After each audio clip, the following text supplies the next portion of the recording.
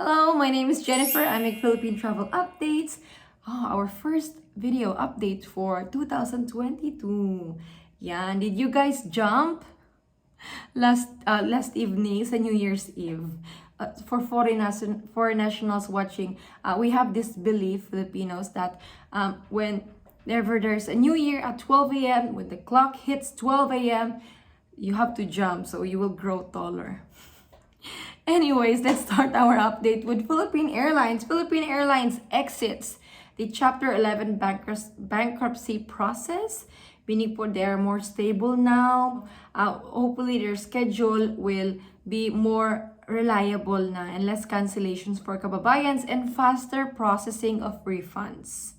We know that Philippine Airlines is the only airline that has direct flights from US, Canada East and West, Hawaii, Brisbane, and Melbourne to the Philippines. Yan, this is our national flag carrier. Their survival is very important to the Philippine travel industry. Well, unfortunately, sadly, in the Philippines, the cases are increasing.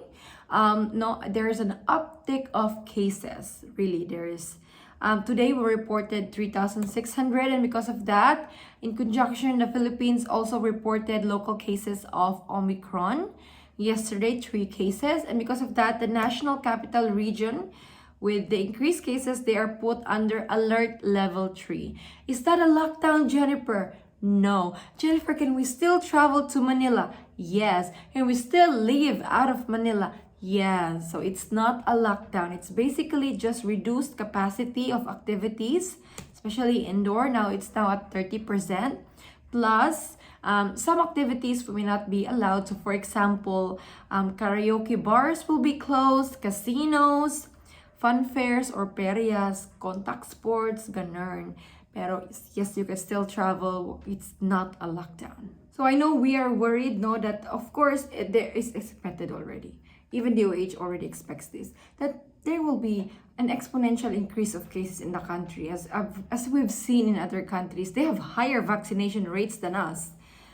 It is expected, but would the Philippines return to an ECQ lockdown? You know, that lockdown where you cannot leave your house, where every subdivision or village is guarded. Like you can't even go to another area, the roads are blocked. Would the Philippines ever go back to that situation?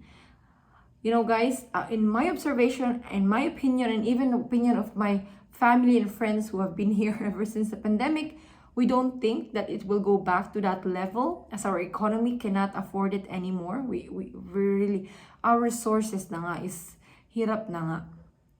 I don't think the Philippines could go back to that, especially with the confidence that they have because of the vaccination rates. And since Omicron is only mild, hopefully that not many people will go to the hospital. Will have to. While for the unvaccinated individuals who are in the National Capital Region residents, the technical working group headed by the MMDA shall formulate guidelines for stricter measures for unvaccinated individuals. So you guys, if vaccinated po kayo, bring your vaccination certificate when you're going out po. You must have this copy, even sa phone lang po. Kasi po, some areas or some establishments humihingi ng vaccination certificate. Or like in provinces po, in my own experience, I can only count in my fingers the times that I had to take my vaccination certificate out. Like, sa 5 times siguro, 4 times was to avail discount. Pero hindi, it's not really checked here in the provinces. I think in major areas like Manila, Metro Cebu. Pero dito sa province, hindi naman po. It's not being checked.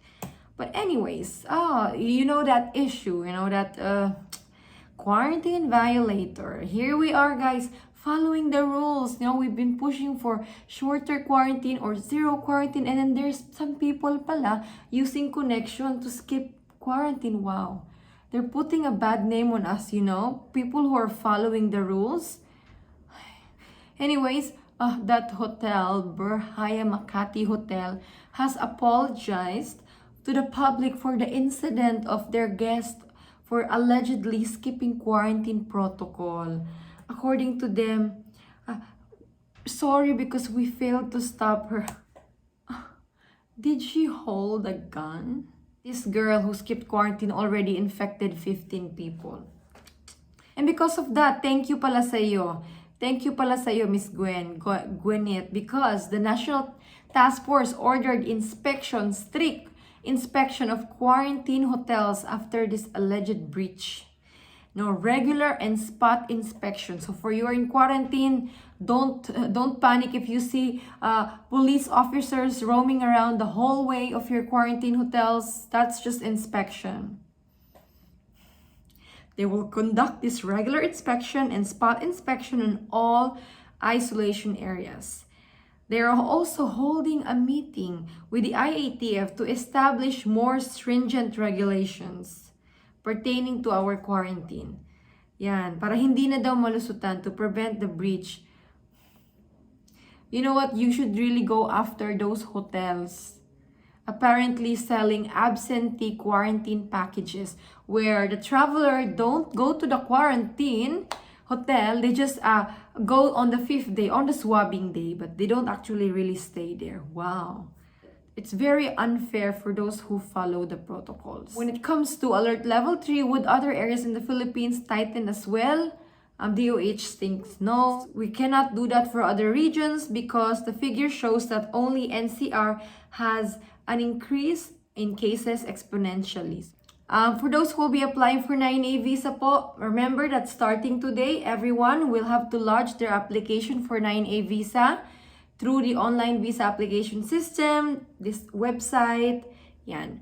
Remember that only immediate families of Filipinos and those holding an entry exemption can apply for 9A visa. For immediate families, they only need 9A visa. For foreigners without Filipino family in the Philippines, but they are able to secure an entry exemption, then they can also apply for 9A visa. While for other types of visas like 9G, 9C, 9E, 47A2, you guys will still continue with paper application. No need to go to that visa application system. So this is all really for today, guys. Nothing has changed with the protocol. And unfortunately, I have no news for foreign tourists. We're still pushing that hopefully the Philippines would give these foreign tourists a chance. Those who have family here, foreign fiancés, to just give them that chance, give them a program where they could enter. No, they are willing to abide with our quarantine, with our testing protocols. They just want to be reunited with their loved ones. How long? They've waited long enough. No, it's long over. Anyways, this is all for today po. I'm praying for everyone's safety and God bless you.